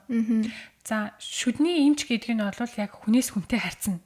Өөрчлөлөгч орж ирлээ одоо юмаа сонслоо тэгээд эмчилгээгээ хийх нэ штэ эмч. Шүдний техникч гэдэг бол та шууд өвчтөнтэй харьцахгүй. Эмчийн тусламжтай харьцна. Та лабораторид одоо тийм техникүүдтэй харьцна. Компьютертэй харьцна. Нөгөө өөр бас нөгөө техникүүд бааштай тэднэртэй харьцна. За Солонгос улсад байна штэ. Шүдний техникчээр сурах боломж маш их байдаг. Шүдний техникч одоо манай Монгол аягүй тутмаг байгаа. Тэгэхээр шүдний техникчээр бас сурах хүсэлтэй хүмүүс байх юм бол Солонгос улсыг одоо зориосоо Солонгос дээр сураасаа гэж бол бүр үнэхээр их хэлмээр байна. Тэр хүмүүс бас ийм бидний шиг эмчлэх эрхийн лиценз гэдэг юм авдаггүй учраас та шүдний техникчээрээ одоо сургуульд сурах юм бол 4 жил, 3 жил гэд бас ийм хагуун нэмтэр байдаг гэж аахгүй 2 жил мөлий. Тэрэнд сураад та ингээд сертификат авчлаа штэ техникчээрээ ажиллах боломжтой болчлаа. Тэр чинь ингээ хүний амь настай харьцаагүй учраас ингээд цөөхөн хугацаанд, богино хугацаанд ингэж боловсролыг эзэмшиж болоод байгаа байхгүй юу? Тэгэхээр тэрнгээр сураад одоо энэ Солонгосын гоё том лабораториудад ажиллаад тэгэх юм бол Монголд очиод лаборатори байгуулад ингэ шүдний эмнэлгүүдтэй харьцахад бол маш төхөн болно, маш чадварлаг болно гэж бодож байна. Тийм. Тэгэхээр шүдний одоо техникчийн ангийг бас та бүхэн сонирхоод үзээрэй гэж зөвлөмөр байна. Тэгэд бас ийм зүйл байна. Манай шүдний туслагч сувилагч гэж байгаа байхгүй юу? Энтхийн шүдний туслагч, шүдний сувилагч энэ төр бол бас зарим нь 4 жил, зарим нь 3 жил байдаг. Хоёр янз байгаа байхгүй. Нэг нь шууд бас яг шүдний сувилагч гэж байгаа. Нөгөөх нь болохоор шүдний тэр сувилагчийн туслах гэх юм уу бас нэг тийм арай өөр бас байдаг байхгүй. Тэгэхээр тэд нэр бол үнэхээр манай шүдний сувилагчдаас шал өөр байдаг. Бараг л эмчийн хийж байгаа юмнуудыг хийж чадвартай. Үнэхээр чадварлаг төгсдөг. Хив авалт одоо янз бүрийн юмнууд дээр бол тэдний айгу чадварлаг байгаад байгаа байхгүй. Тэгэхээр бас шүдний сувилагчийн талаар сурах гэж хам бол Солонгост бас боломж зөндөө байдаг юм билээ. Тэрийг судалж үзээд заавал эмч болно гэдэг ахгүйгаа шүдний сувилагчаар сураад тэгэх юм бол эндээ ажиллах бүрэн боломжтой юм билээ. Маш боломжтой. Тийм. Манайхыг угаасаа Монголыг бас хүлээн зөвшөөрдөг. Тийм учраас дүүцүүлээд тэгээд юу яа гэм блэ. Нэмж одоо жилийн 2 жилийн сургалт аваад тэгээд яг сувилагчаар төгсөөд тэгээд сувилагчаараа ажиллах боломжтой. Ийм байдаг. Юм байна лээ. Гоё тий. Тийм. Тэгэхээр тийм байна. Шүдний техникч, шүдний сувилагч. Тийм. Шүдний эмч. Сэтгэл зүйч тийм. Зөндөө л шүдний техникч. Техникчийн туслах гээл тийм. Мэргэжил сонгохдоо юуг анхаарах вэ? Мэргэжил сонгоход хамгийн анхаарах юм бол үнэхээр би энэ мэргэжилд дуртай юу? Хин нэгний шахалт дарамтаар одоо энэ мэргэжлийг сонгож байна уу гэдгийг л одоо хамгийн чухал юм шиг байгаа. За яах вэ? Ингээд бас ийм байдаг штеп. Яг дуртай ч юм шиг, үгүй дургүй ч юм шиг. За яах вэ гэд тэгэх юм бол маш олон хүний ингээд хэлж байгаа юмнуудыг сонсоод өөрөө дүгнэлт хийгээд сонгох нь л зөв юм шиг байгаа. Үнэхээр дургуугаа мэдчихэхэд хүнийний шахалтаа амтлахаар сонгох юм бол тэрийг сурж авах хугацаанд хэцүү байдал бол нөхцөл байдал хизээд үүсэх боломжтой. Тэгэхээр яг тэрийг давах чадах уу гэдэг чинь айгу чухал ахгүй тий. Бас одоо ангаахад орчаал ингээл 5 6 жил сурчаал хайчвал одоо хайрнаа. Тийм учраас үнэхээр би эмч болох уу? Үнэхээр би энэ мэргэжилтэд дуртай юу гэж өөрөөсөө бүр айгу их асуух ёстой юм шиг байгаа юм. Тэгээд энэ туршлагатай хүмүүсийн үгийг сайн сонсоод анхааралтай сонс. Тэрнээс гадна нэртэй хүмүүс ингэж боловсрал бол хизээш нөгөөх модноос гарахгүй гэдэг аа штэ. Хүмүүс одоо бараг л одоо дипломоор чи яах юм? Энтэр гээд тэгээд байгаа гэдэг аахгүй одоо нэг хүүхдүүд бараг л диплом хэрэггүй ингээл бараг сургалтанд суугаал сурчин тэгж яхаар одоо мөнгө их олдгийг хийж ч юм уу те. Үгүй боловсрал бол хийснээс модноос гарахгүй. Ялангуяа манай Монголд тэр дипломыг нэг үн цэнгүй юм шиг зарим хүмүүс харуулж иж болно. Гэтэ энэ бол яг олон улсын хэмжээний диплом аавна гэх юм бол маш одоо тийм үн цэнтэй байдаг. Жишээлх юм бол би яг хамгийн сүүлд яаж мэдэрч аваа гэх юм бол магистрт одоо магистрийн диплом авлаа шүү дээ. Сүүл Ёнсаг сургуулийн магистрийн диплом авлаа. Тэгэхэд одоо тэр магистрийн намайг одоо зөвхөн Ёнсаг сургуулийн магистр болсон гэхээр виз сонголт гэж юм байгаа. Тэгэхээр тэрнээр чи ингээ оноо тэдэн насанч тэдэн оноо, тийм магистр бол тэдэн оноо, доктор бол тэдэн оноо гэж байдаг юм байна. Тэгээд тэгэхээр одоо Ёнсаг сургуулийг төгссөн алдар нэр хүндтэй одоо ийм сургуулийг төгссөн байх юм бол танд 10 оноо шууд ингээд бэлгэлдэг. Тийм учраас тэр чинь бол үнэхээр үн цэнтэй. Диплом бол зүгээр цаас гэд бодож бол үнэхээр болохгүй. Тэр бол маш хүчтэй байдаг. Үнэхээр хүчтэй сургуулийн хүчтэй диплом байх юм бол тэд нар бол хүчтэй байдаг. Тэгэхээр тэр сургуулийн дипломыг одоо цаас гэж бодож сурах энэ үнэхээр надад нэрээ миний одоо ирээдүйн гэрэлтүүлэх ирээдүйн одоо өөрийгөө болон үр хүүхдийг мэн тэжээх ийм юу шүү гэд бодож сурах юм бол яаж сурах вэ? Тэр бас өөр. Тийм учраас одоо энэ надад үнэхээр хэрэгтэй гэж бодож одоо сурах нь бол маш чухал гэж бодож байна. Тийм шүү дээ нөө Солонгост ялангуяа энэ диплом боловсролыг бүр нэлээ юу байдаг шүү дээ. Маш одоо хүндэтгэлтэй ханддаг. Тий. Одоо тэр сургуулийг төгссөн, энэ сургуулийг төгссөн гэхэд бол хүмүүс бол тэрэн дээр бүр амар их тийм зөрүү харагддаг. За ялангуяа юуны одоо эмч, Солонгост эмч гэд хэлэхэд л хүмүүсийн харилцааны хандлага энэ төр бол үнэхээр өөрчлөгддөг. Яагаад гэх юм бол энэ эмч гэдэг мэргэжлийн одоо давуу тал, энэ одоо нийгэмд эзлэх байр суурь, дээрэс нь энэ авж байгаа цалин энэ төр бол яхаарахгүй тэр тодорхойлдог эрэмб гэж байгаа шүү дээ. Тийм бол гарахад нөлөөлөлтийн хувьд бол үнэхээр нөлөөлдөг. Тийм. Тийм байна. За ерөөхдөө тэгээд өөр хэлж зөвлөхийг хүсэж байгаа зүйл байна уу? Өөр хэлж зөвлөх зүйл байна. За энэ одоо дүүнер маань байгаа шүү дээ. Одоо манай дүү ч гэсэн одоо энд сурж байгаа байхгүй юу? Бакалавраар. Тэгэхээр та нар маань нэ шүү дээ. Эрхийнхаа өмнө Солонгост үнэхээр сурья. За Солонгост хэлдэг өөр оронд сурья гэж яах юм бол үнэхээр зарчимтай, үнэхээр одоо хатуужилтай байж энэ одоо сургалтууд тий Солонгос хэллийг болвол бас бусд орны бид гэж бодоод байгаа. Бусд орны хэлээс илүү хурдан сурах боломж биднэрт байдгийн байна. Бид нар одоо ингээл 6-аас ахуулаад англи хэл мэл ингээл сураад байгаа хэрнээсээ ингээл яг хүнтэй ингэж харилцаал ингээл чөлөөтэй ойлголцох чадвар хэцүү байгаа даа. Гэтэ Солонгос хэлийг бүр сүлд одоо би чинь бүр сүлд сурсан шүү дээ. Их сургуульд ороод одоо 2 3 дахь курс гээл бүр зөндөө сүлд сурсан байхгүй. Тэгтээ би одоо ингээл дуудлага энэ төр болоод л байгаа байхгүй юу. Тийм учраас Солонгос хэл бас тийм давуу чанар биднэрт байна. Тэгээд дээрээс нь Солонгос хэлний бүр энэ сургалтууд бүр аюул чанартай болсон юм шиг надад санагдаж байгаа. Үнэхээр чанартай тэр топогт бэлдэх сургалтууд тэр чанартай очиж болсон учраас та бүхэн Солонгост ирж ингэж хэлний бэлтгэлд маш их цаг, мөнгө зарцуулж сурахаас илүү Монголдо ядаж одоо топгийн 4 аавна гэдэг чинь болвол бас хөөрхөн ойлголцох хэмжээнд одоо та ажил хийхэд бол боломжтой болж байгаа гэсэн үг шүү дээ. Ер нь бол одоо хоолны газар зөөгч их ч юм уу иймэрхүү байдал та ямар ч байсан өөрийгөө тэгж бүр амар зовоогоод байхгүйгээр боломжтой болж байгаа гэсэн үг. Тийм учраас ийм гоё сургалтуудад хамрагдаж тэрэндээ үнэхээр сахилга баттай байж сайн сурж зоригтой байж ядаж би топгийн 4 аваад Солонгос явна.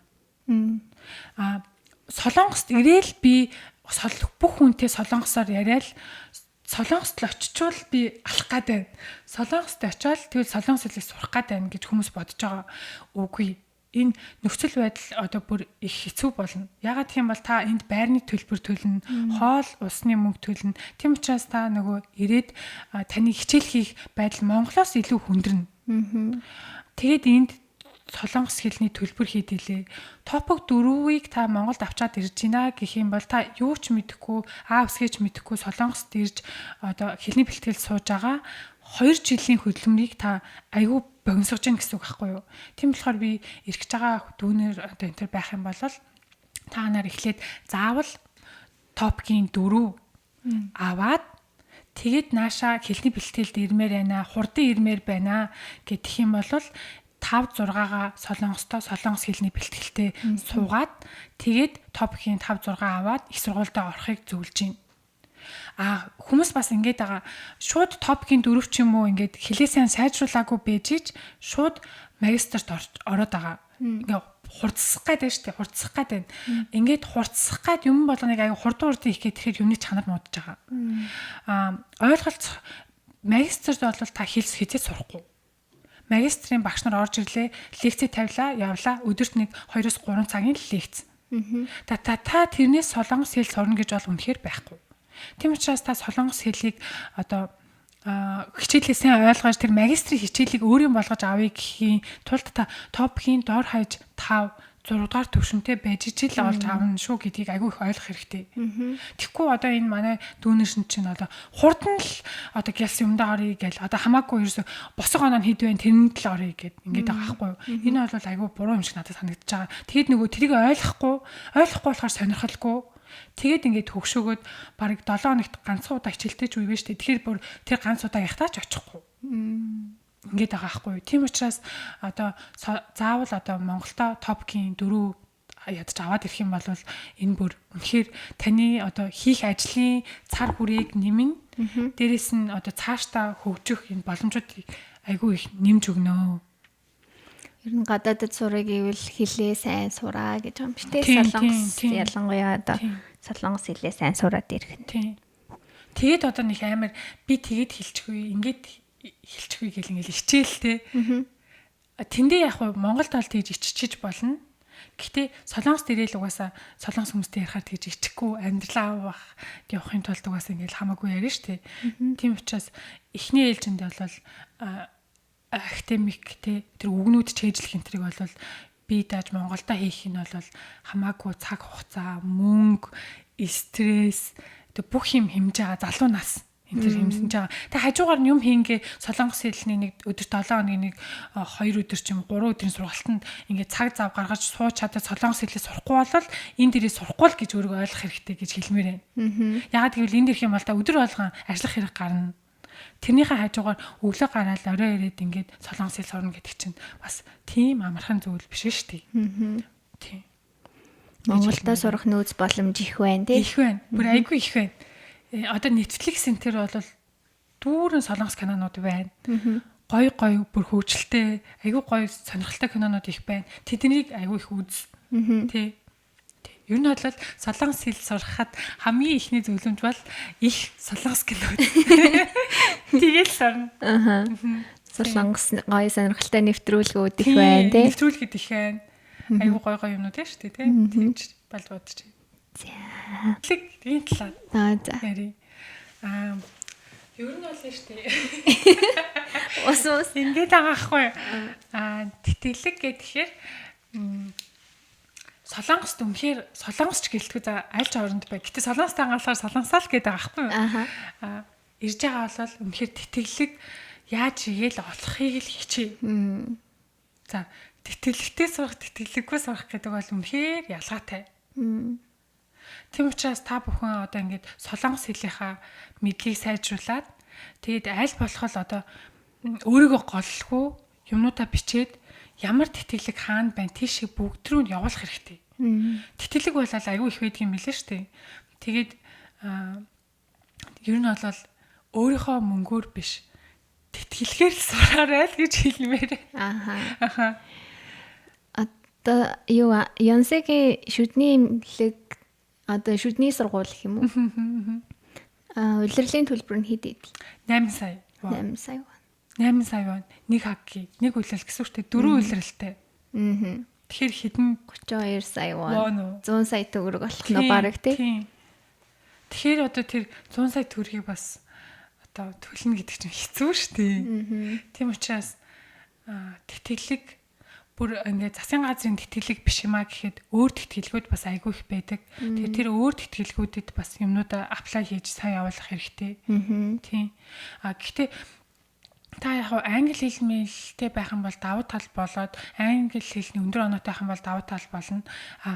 Энэ бизнес ч юм уу тийм одоо салбар бол айгүй их англи хэл мэлийг хүлээн зөвшөөрдөг юм шиг байгаа. Гэхдээ яг одоо миний туршлагаас үзэхэд англи хэлтэй байх, солонгос хэлтэй байхаас одоо солонгос хэлтэй байх нь англи хэлтэй байхаас илүү давуу байгаад байгаа байхгүй. Яагаад гэвэл манай бүх хичээл нэгэн хичээл англиар орсон, бусд нь бүгд солонгосоор орсон. Яагаад гэвэл тэнд ангид сууж байгаа 20 дүүхтийн 18 нь бараг солонгос байгаад байгаа байхгүй. Тэгэхээр тэд нар чинь яхаарахгүй солонгосоор л юугаа тавина. Тэгэхээр солонгос хэлийг ойлгодог байх чинь өөрөө англи хэлийг ойлгох байхаас илүү хэрэгтэй байгаа хгүй. Солонгос сурахын хувьд бол. Тийм. Одоо тэгээ бас дан ганц солонгос хэлтэй болохоор бас зарим талаараа хэцүү байгаа даа тий. Давхар бас англи хэл.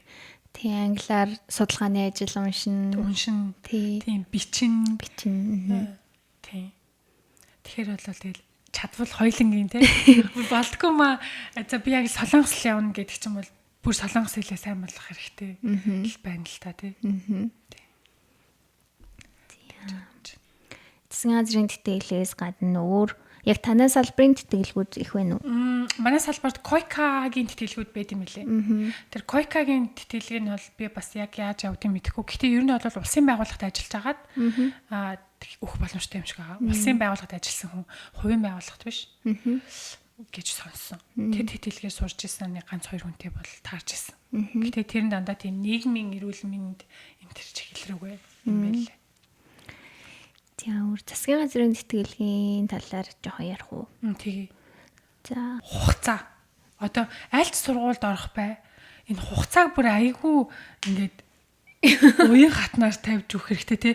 Энэ яг хизээ магистр доктор эсэлтээ авч хизээ засгийн газар энэ тэтгэлийг явагддгүү. Би хизээ гэхэд бүх юмаа бэлэн болгосон байх вэ гэдгийг бүр айгүй анхааралтай авахгүй бол хоцордсон шүү. Тэс нь одоо тэр чинь юуны Embassy track, university track гэж байгаа шүү дээ тий. Тэгээ university track энэ төр чинь бол бас хизээвэ гэдэг тэр хугацаануудыг аягүй сайн мэдэхгүй байж байгаа л бүр зөндөө их юмнууд гардаг.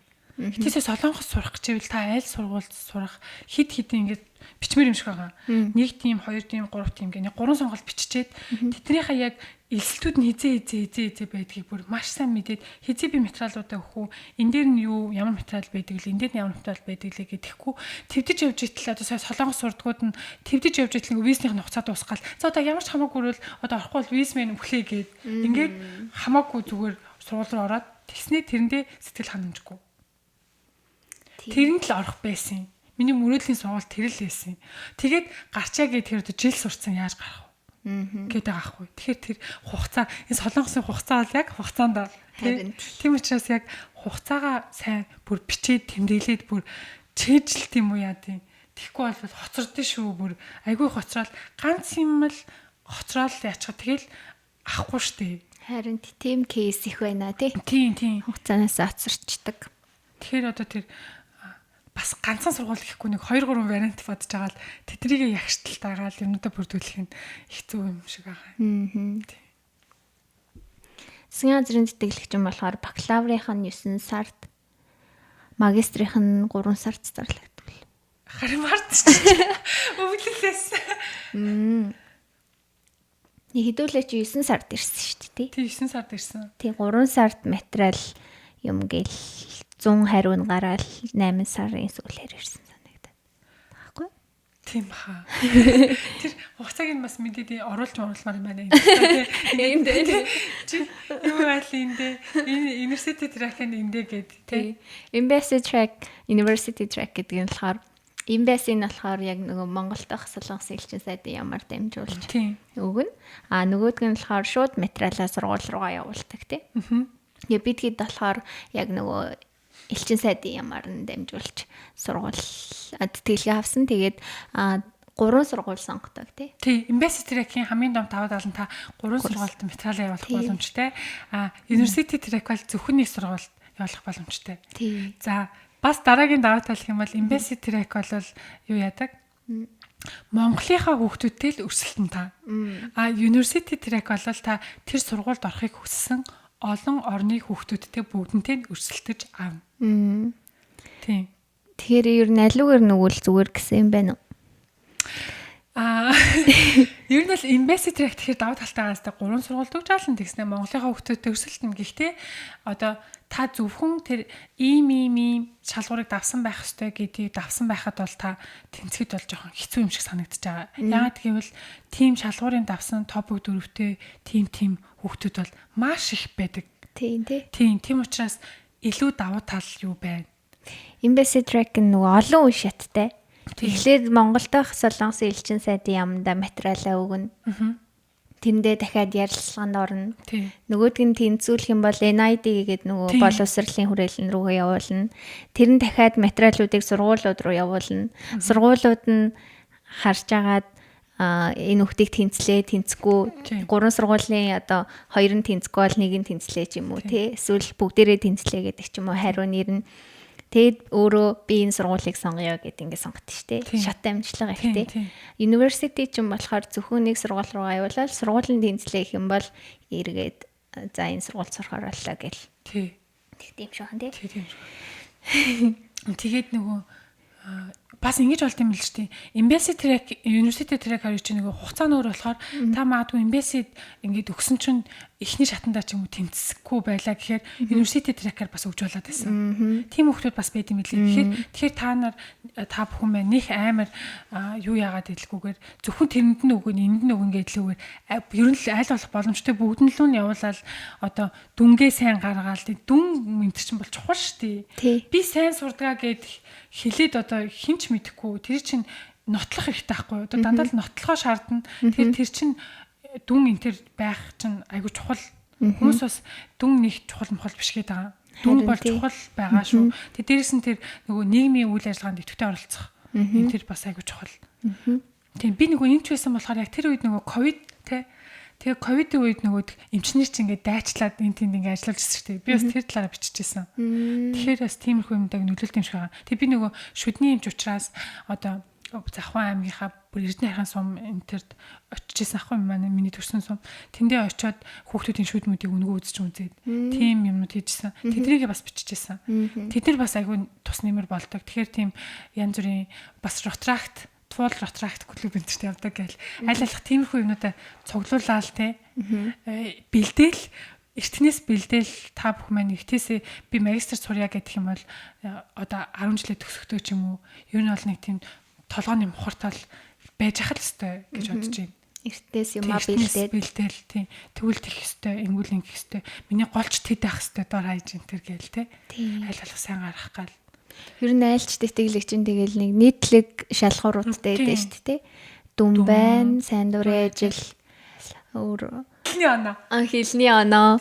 Тэгээд өөрийн танилцуулгаа сайн бичих хэрэгтэй. Суралцах төлөвлөгөө байгаа. Тийм л юмнууд ер нь байгаа шүү дээ. Тийм эртнээс ер нь тэтгэлэгтэй бэлдэх хэрэгтэй юм байна. Тэгэхдээ ер нь бол гоё л болоолаа гэж санагдаад байгаа шүү дээ. Одоо Солонгос Монголын харилцаа тэгэл хүмүүсийн сурах мурах тий манай залуу хүүхдүүд айгүй хөрхөн л хичээгээл айгүй мэдлэгтэй болцсон. Тэгэл тэрийг яах вэ, энийг яах вэ гэл айгүй асууж лавлдаг хүүхдүүд бүр айгүй болцсон мэдлээ.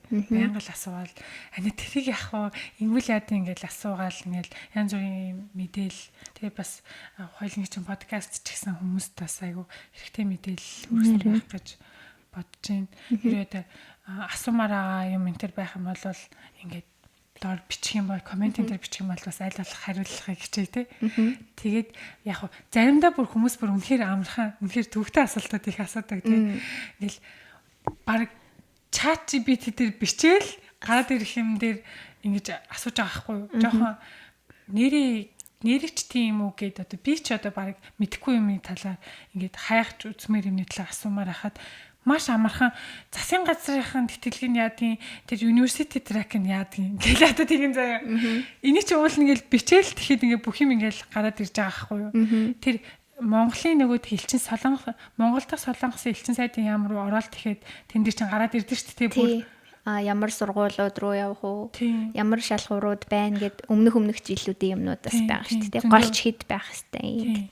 Зөндөө байдаг. Тэгээд хамгийн гол нь бас зөвхөн одоо ингээл сургуулийн нэр сонгоод одоо Сөүл их сургууль, Ёнсын их сургууль, Кореи их сургууль гэдэлгүй өөрөө чинь яг мэрэгжил тэр аль сургууль давуу талтай байна гэдгийг бас айгу судалж тэр салбараа бас судлах нь айгу чухал юм билээ шүү. Одоо жишээлх юм бол манай Ёнсыгийн манай шүдний салбар чинь Сөүл их сургуулиасаа илүү байгаад байгаа байхгүй юу? Одоо хэд дараалан одоо нэгдүгээр байранд орсон ч юм уу те.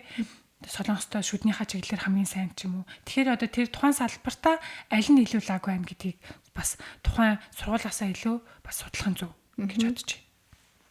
Тухайн үед ямар сургууль сонгож ирсэн? Сөүлийн сургуулийг сонгоод, Янсыг сургуулийг сонгоод тэд нэг тэдэж штэ нөгөө A төвшний 2 сургууль, B төвшний 1 сургууль. Тэг би Чоннам гэж сургууль сонгочихсон. Манай шүдний салбараар бас сайн дэжгүй энэ гэл хүн багш нар маань зөвлөд тэг сонгочихсон. Тэр Чоннамаас ирээд Ёнсагаас ирчихсэн. Тэгээд Ёнсагаас. Тэг би сүүлийн сургуулиас ирээгүй шүү дээ. Тэгэд асуудаг ахгүй юу ингээд татгалзах болсон шалтгаан ингээл бас асуугаад гэсэн чинь бас ингэж бодмаар мэдлээ нөгөө тэр манай салбарт нүүр амны мэс заслын салбарт яг манай орны хүүхэд байна уу гэдэг бас айгу чухал шалгуур болт юм шиг байгаа. Хэрвээ манай орны хүүхэд байх юм бол одоо жоохон авах нь мууч юм уу тийм байх тохиолдол бас байдаг юм шиг байлээ. Олон манай орноос олон хүүхэд тэр сургуульд авах юм бол бас өөр хүмүүст боломж олгох тийм үү эсвэл өөр улс оронд тэгдэг юм уу бас тиймэрхүү тохиолдлууд байдаг юм шиг санагдсан. Тийм. Сүүлийн сургуульд Монгол хүүхдүүд бас байсан. Нэлээд байсан тийм. Тэгэхээр бас тийм юм байд юм байна да гэж тухайн үедээ бол бодож ирсэн. Тийм. Тэгээ бас манай ийм хөрхөн Ёнсын их сургууль ер нь бол аюу гоё шүү дээ тий. Одоо Ёнсын их сургууль хатлаа танилцууллаа л та. Хүүхдүүд тий аюу гоё ингээд анх нэр чамд сургуулаа ингээд байхад ямар санагдсан бэ? Амар том санагдсан. Надаас бүр амар том санагдчихсан шүү дээ. Анх нөгөө би автагаа анх ирж үзчихсэн ахгүй кампсын. Тэг бүр ямар санд хүү юм чи манай цэцэрлэг төрөлнгээс том сургууль юм ба шүү дээ. Манай ч юм бол сургууль гэд бодохоор нэг тийм нэг байшин л гэж юм бол ойлгоод байгаа шүү дээ тий. Хідэн талд нэг хідэн байшин л байгаа шүү дээ. Сувс мөс ашуус масус гэл тэгэхээр нэг тийм маш байшингууд л байгаа шүү дээ. Тэгэхээр эн чинь бүр кампс мамс нь бүр амар гоё тий. Тэр зам мам бүр айгүй гоё. Тэгэл нөгөө юу яа тийм гоё кампс нь айгүй гоё. Тэгэд нөхцөл айлууд айгүй гоё. Тэгэд амар хөөрхөн Instagram энтер дээр юу хийдэм бэлээ. Ёнсын Mongolian Center гэдэг Ёнсод дах Монгол хүүхдүүд сурдаг бакалаврын хүүхдүүд айгүй их хэдэм бэлээ те. Эдийн засгийн хүүхдүүд тэгэд ингээд тэднээс бас зөвлөгөө аваад тэр хууд центрийг бас дагах юм бол хөөрхөн Ёнсогийн талаар мэдээллүүдийг зөндөө олж авах боломжтой юм шиг санагдсан. Тэгэд сонирхож авах юм бол та бүхэн Ёнсын Mongolian гэдэг санагдав. Тийм Монгол оюутнуудын холбоо явуулдаг юм шиг. Тэдгээр бүр аюу хөөрхөн юмнууд явуулт юм билээ. Гэр мэр байр нөгөөх. Солилцооны өдөр гэр мэр кампус дээр Монгол гэр барьцсан шүү дээ. Монгол гэр барайл тэгэл хөөрхөн монгол юмнуудаа хийгээд бас тэднээс аюу хөөрхөн залуу хүүхдүүд мөрчлөөс тий. Манай сургууль гоё шүү гэж. Ер нь бол байгууламж юм хүмүүс их гоё тий. Босон бассейн байна, фитнес байна. За тэгэл номын сан интернал ороод унтчих хэсэгтэй, бөөнөрөө бүлгэрээ юмаа хийх хэсэгтэй. За хичээлийгээд алжаал юу алж байгаадах юм бол бас дасгал хөдлөө хийгээд ингэж хэсэгтэй. Тийм тэгэл өнгөө массажны сандалтай, анагаахын номын сан байна, төв номын сан байна. Тэгэл номнууд бол бүр таны барыг хайсан одоо бестселлер болж байгаа номнууд ч гэсэн байдаг. Гэхдээ яг тэдний цөөн тоогоор жоохон хүлээлттэй байдаг. Гэхдээ та бүхэн тэрийг бас аваад унших боломжтой. Тэгээд бүр авч явахаараа сар мар авч явж болдог. Тэгээд тэрийг бүр сунгаж олно 3 удаа. Тэднэр нь бас айгүй гоё тий. Төгссөн ч гэсэн тэгээд авах боломжтой дүү. Мэдхгүй төгснөхийн дараа болтгүй юм шиг. Тэр нөгөө карт нь хүчингү болчихсон юм л шүү дээ. Орж олдгүй юм лээ. Тэгээд голден юу мүү гэд авдаг гэсэн. Би нөгөө нэг сургууль дээр намын сан цуучаад гарч ирсэн чинь манай нөгөө доктор хамгаалсан хүн намаас орох чинь. Тэгэхээр тэгснээ юу хийж байгаа юм гинэ намайг. Тэгэхээр номын санд юу хийдیں хичээлээ гээл явж гин гэдгсэн чинь та орж болох юм уу гэсэн чинь би голден тийм эрэхтэй гэд. Тэгэхээр та юу хийж явж байгаа юм гэсэн чинь 0 орох гот гэж. Тэр сургуулаа төгсгөрөө зүгээр 0 арах гэж номынсаа ордог болчих юм шиг байл шүү дээ. Тэр надад бол орж болохгүйсэн. Тийм. Тэгэхээр нөгөө хамаалагч ахт нь хэлээд нэг бас орсон. Копи авахгүй ч. Номынсаа өөр зөрөлтэй л ч тийм шүү. Тийм хөрхэн л. Тийм дээр чин дээрээ бас кофе шоптай террастай. Тийм. Ер нь бас гоё. Тэгээд бас гоё таалагддаг юм дандаа очих болгонд нэг юм шинчлэгдсэн, сайжруулсан энэ төр. Одоо очоог удцсан бол нэг очиход бас л юмнууд нэмэгдсэн гоё болсон л байна. Тийм. Тэгэл одоо нөгөө манай анагаахын давуу тал гэх юм бол хажуудаа амар том эмнэлэгтэй шүү дээ. Severance гэдэг эмнэлэг аваа. Тийм учраас тэр эмнэлэг мэмлэгүүдийг судлах, эмнэлэг мэмлэгүүдтэй одоо юу яах харилцаа холбоо тогтоох энэ төр бүрэн боломжтой. Тийм Анагаахын тэглэлээр бол ерөнсөө бол айгүй гоё шүү дээ. Манай ялангуяа шүдний салбар бол үнэхээр гоё. Төгсөгчдөө цаашаа ажилд зуучлах тийм хөтөлбөр байдаг уу? Тэр юу юм бэлээ? Би бас нөгөө сургуулийн юу хариуцчихсэн хүнээс асуужсан байхгүй. Одоо би ингээд төгсөж байгаа солонгосны ажиллах хүсэлтэй байгаа гэд. Бид нар чинь нөгөө эмч мэргэжилч чинь айгүй хэцүү. Эмчлэх хэрхийн лиценз учраас бид нэр тэгж зуршлах бол боломжгүй юм бэлээ. Тэгээд юу яавал болно гэсэн. Одоо маркетинг ч юм уу те тэр эмнэлгийг сурталчлах нэг тиймэрхүү юмнууд бас байдаг юм шиг байлээ. Тийм. Одоо тийм эмчлэх хэрхийн лицензээ яана гэсэн үг үү? Солонгостой бол ерөөс авах боломжгүй. Гэсэн үг үү? Хараад тэр жоохон хэцүү. Гэтэ би нөгөө бас яг солонгостой эмчээ хийгээд солонгостой удаан амьдрна гэсэн төлөвлөгөөг байгаа учраас бүр амар тэгж ухаал бүр ингэ болгочих гэж бас ингэж амар үзээгүй бас байгаад байгаа байхгүй юу. Гэтэ миний одоо яг нэг одоо юу ягаар судалснаар олж мэдснээр бол би бол шүдний эмчээрээ лицензийн шалгалт өгөх боломжгүй байна гэж ойлгосон. Манай сургуулийн нэр бол тэн дээр байхгүйсэн. Тэгээд би ингээд манай сургуулийн Монголын анагаахын сургууль тийм. Анагаахын шилжүүлгийн үндэсний сургууль нь бол ерөнхий эмч нь бол байгаад байгаа байхгүй юу? Сувилагч нь бас байгаад байгаа. Бас Улаанбаатар их сургуулийн сувилахын анги юм аашин. Тийм юмнууд төгөлийн зөвшөөрөл ингээд байгаад байгаа. Энэс шүдний эмч дээр нь байхгүй байгаа. Тэгэхэд Монгол гэж бүр байхгүй байгаа. Тэгээд би залгаад ингээд энд манай юу алгаа гэсэн чинь тэгвэл та шалгалт өгөх боломжгүй байна гэж надад бол тэгж хэлсэн. Тийм. Одоо тэгээд ажиллаж байгаад Монгол руугаа буцаж явж ажиллах сонирхолтой байгаа. Монголд очиж ажиллах сонирхолтой байгаа. Доктор хамгаалах. Доктор одоохондоо бол үгүй гэж бодож байна. Гэтэ бол ажиллаад тэгж жагаад заавал солонгос гэхгүй бас өөр орн руу аялахыг бол хүсэж байгаа. Сурангаа. Ядарч ирнэ. Үгүй одоо ч тэгээд нэрээ юу яах гэж байгаа солонгос сурах гэж байгаа хүмүүс бол бас нэг цоныхаа амралтаар ирээд солонгосоор ер нь ямархуу орн бэ гэдгийг бас ахлах ангийн хүмүүс ирээд бас үзчихэд бол нэг буруудаад ах юм бол байхгүй байх гэж бодож чинь тий.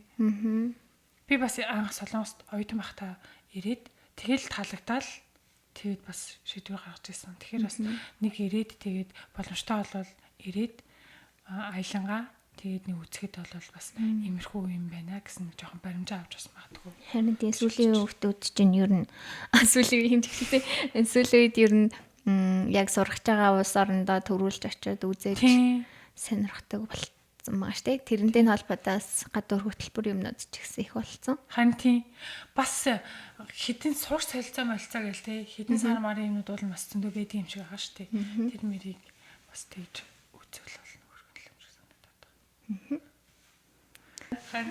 хэрвээ дахиад бас нөгөө нэг хүмүүс сонирхоод янз бүрийн юм асуусан байвал хоёлаа part 2 гэдэг юм шүү. Тийм. Ихтэй юмнууд ахын бол тэгэл боломжтой цаг хугацаанд хийгээл тийм мэдээлэл хуваалцаал нэг тэгвэл бас хөргөн л ахта. Тийм. Анти ямар амар юм унах гэж байгаа шүү дээ. Хилээдэг үү яахад? Тэ хилээл өгнө гэж. Хилээд л өгөхөд одоо яахад? Тийм билээ гээл. Гэтэ байнга ингээд чат матаар ингээд асуугаад харах бас аюу төвхтэй тийм ба. Нэг мэсэн л хэлжүүл болно. Олон амтан үдчихүүл амар тийм. Зэт. Олон мэс үдчихүүл болно хөрх шүү дээ тийм. Өнөөдөр нь л хэрэгтэй. Тэст аюу гоё баяртай байдаг шүү дээ. Тий. Ямсаг сурвал GKS мессер засааны тэтгэлгээр сурж мураад тэгэл бас ажиллаж машлаа л тэгэхээр гоёлаа бодоороо л. Бид хэд ч тэгэл таарлалтаараа хаяа хэцүү байна мэн гэж байгаа ч гэсэндээ тэтгэлэг аваад гоё шүү зүгээр сүслээл талархаа л ээж игээд тий. Харин тийм гэхдээ бас тэгэл итгэдэг юм байлээ. Чи би бараг л энд ирэхтэй л итгэсэн баха тий. Уул нь тэнцлэг гээл тэгэхээр нэг юм буудгүй юм байл шүү дээ амар сонь сэтгэл. Тэгээд Монголдоо л нөгөө нэг Монгол солонгосны хөгжил хэв нэмрээ оруулна энтергээд лаглаг юм яриад ирсэн. Тэгээ ирсэн чи хэдүүлээ амар суг. Тий. Ямар ч юмараа хөгжүүлэх юм гэдэг. Тий юмаа сайн мэдгүй, хичээлээ сайн заримдаа ойлгохгүй. Тэгснэ хэдүүлээ нөгөө лаглаг яриадсэн хүмүүс мөн үү? Инээцгээд ярьчихсан тий. Эхний үйлрэлд угаасаа хичээлээ ойлгоход хэцүү л гэдэм лээ.